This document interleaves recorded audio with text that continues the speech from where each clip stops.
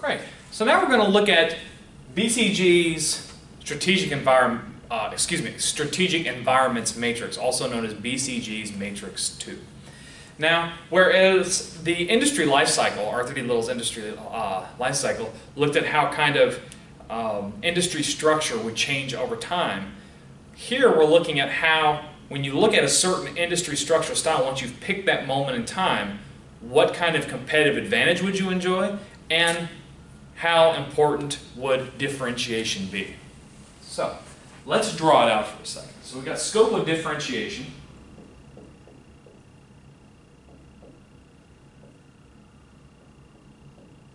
So you can see me.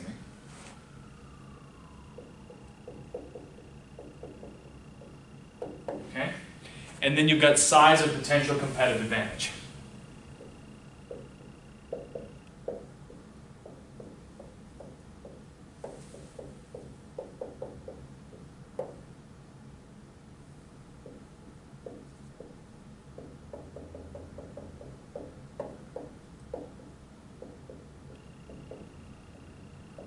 Okay? Now, you've got a small potential competitive advantage or a large one.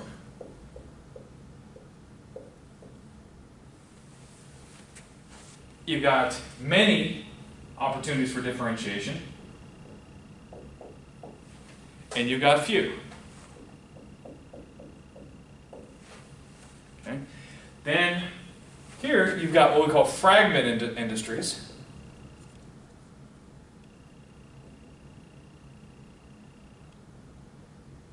Okay? So fragmented industries are those with a lot of opportunities for differentiation, yet a small competitive advantage. You've also got stalemate. And a stalemate has a small competitive advantage and a reduced opportunity for differentiation. You've got specialized, and that has a large potential competitive advantage and quite a high scope of differentiation. And then we've also got volume. Okay? And on the volume side, you have a reduced scope of differentiation, so not many opportunities for differentiation, and a large potential competitive advantage. Let me go ahead and break these down in a little bit more detail, and hopefully it'll make a little more sense. So let's begin by talking about fragmented industries. So fragmented industries have many, many sources of competitive advantage. Now, they don't really have anything like a scale economy, and there's very low entry and exit barriers. Okay?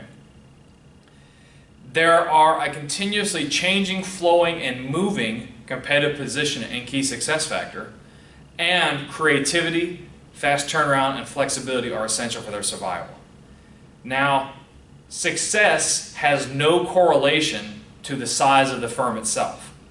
So if you find yourself in a fragmented industry, your goal should be to remain small, flexible, and reactive, and transform your business into a specialized or a volume-based industry at some point.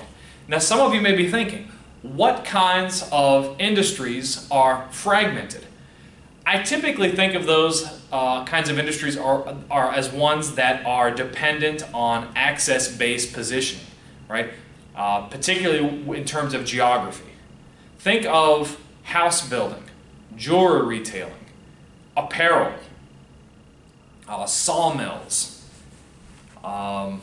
plumbers, barbers, gyms, things like that, right? These are services that people are not going to travel an extremely long distance to get, and these are not readily exportable. So the way I always think about it is these are the firms that can potentially become a very big fish in a very small pond. A very powerful company, but only in a very, very small or localized region.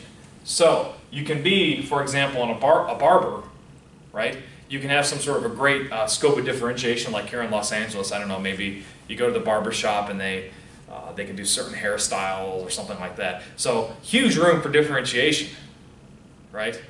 But the actual competitive advantage over their clients is quite small because you've got a fair number of a fair number of barbers competing within the same geographic area. So if you wanted, like let's say you were a barber and you wanted to take it to the next level, well, what you would try to do is start franchising, start getting out of a strictly localized area and maybe become more like Volume, thinking of like Fantastic Sam's Haircuts. You know, that's a chain, right? They kind of offer relatively uniform haircuts, right? But because their distribution across the United States and their marketing, you might argue that they have certainly a kind of a larger potential competitive advantage. Or you could try to move into specialized. Think of things like Vidal Sassoon, right? That's a national chain, but they offer a huge amount of differentiation from other local barbers, which, because of their marketing, they also have a large competitive advantage. So you can move between different environments. And in fact, if you're in fragmented, you should try to move either to specialized or volume. So now let's talk a little bit about volume industries. Right? I just kind of gave a little hint of it when I was talking about Fantastic Sam's, but you know, there's little room in a volume industry for product differentiation. Excuse me. Very little room for product differentiation. There's a lot of sensitivity to price. Economies of scale are key. Okay? So the market share determines the profitability level because of those economies of scale, and you need a large upfront investment to capture that market share. So huge capital investments are required up front, so that could be also interpreted as a high entry barrier. And there's usually not that many competitors within that given segment. Okay, there's usually not that many, and usually the top two are the ones that are doing really well, and everybody else not so much. So if you find yourself in a volume industry, the things you need to do are plan for market leadership, sell more volume, standardization, look out for any sort of technology disruption or any new segments, and also beware of threats for substitutes. Again, profitability is directly related to size and volume. Go big or go home. Good examples of volume-based industries would be things like jet engines, retailers, like especially super and hypermarkets, car manufacturers, motorcycle manufacturers, PC makers, telecom communications. Again, these are all those kinds of industries that have tremendous economies of scale and huge capital investments to enter those industries. So let's look at our next one, and that's going to be a specialized industry.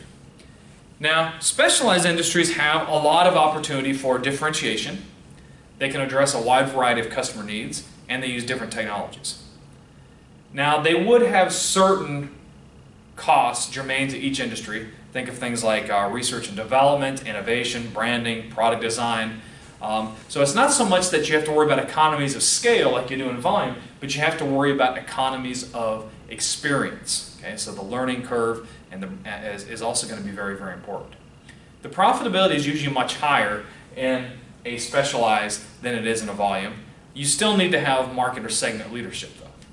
Typically what you have in a specialized, in contrast to a volume, it is true that size and profitability go hand in hand, but you'll probably have different players of different sizes and different levels of profitability. Think of like in supermarkets where you've got Costco and Walmart, right? They aren't exactly direct competitors, but they are competitors. They are just, one is looking at, of course, maybe the wholesale and the quality, and the other is looking at more of an individual retail low cost. That might be a good example. You could probably look at pharmaceuticals as another example of this, right? You have a variety of companies that produce, for example, diabetes medication, right? So they are kind of in different segments based on, they have those commercials, well, ask your doctor if, medication X is right for you, kind of appealing to different markets. Yes, they all are treating the same disease, but, they're seen as different, at least in the eyes of the customer. So if you're in a specialization industry, your strategy is to be the leader in your defensible niche. You need to be the specialist. So you need to be, if you're looking at, I don't know, like Walmart, you need to be the best, most geographically distributed, low-cost retailer you can be. If you're looking at diabetes medication, you need to be the best injectable medication for, whichever type of diabetes you're trying to treat. You need to really be the leader in your very specialized niche. And a good idea, especially under resource-based view of strategy, is to lead several segments where certain costs can be shared. So for example, you could have shared marketing or shared manufacturing costs, which are supporting different segments within the same firm. Some great examples of specialized industries. Of course, I mentioned pharmaceuticals already. You could also have toys. You could have kind of luxury pastries, and you could also have things like luxury cars, right? Mercedes and BMW would probably compete a little bit differently than Rolls-Royce or Bentley, but they still are specialists in their respective niche markets. Same thing with toys. Certain companies have the Marvel comic book hero toys, and certain ones have the DC comic book hero toys, etc. Right? So they get bigger and they get more profit as they get bigger, but they don't exactly compete directly with each other. Now we also have Stalemate Industries. Stalemate Industries are looking at ones where the technology and the products are commonplace. You're really looking at commodities here. There's a wide variety of buyers. They're all about the same size. Not a lot of growth rate, and the exit barriers are pretty strong. You've probably already invested significantly in your firm and in your industry. It's kind of hard to sell and get out. There's a lot of excess capacity. There's a lot of stuff that's being offered but not necessarily being bought. Few of the players have a real advantage over anyone else, and there's very low relationship to profitability or size, and in fact you've got hugely disappointing or low margins. Your strategy in this case is either exit, diversify, or reconvert. Okay? Stalemate, good examples of industries that stalemate would be things like basic chemicals, volume grade paper, long range shipping like boating, airlines, wholesale banking. So we've just described the BCG 2 matrix again. So once you've decided what point the industry life cycle is in, then you can kind of characterize on an even finer tooth level exactly what the industry structure is like, and once you enter it, what are the things that you should be doing once you're in there. So our next module, we're going to look at scenario building, one of my personal favorite tools. I'm looking forward to seeing you then.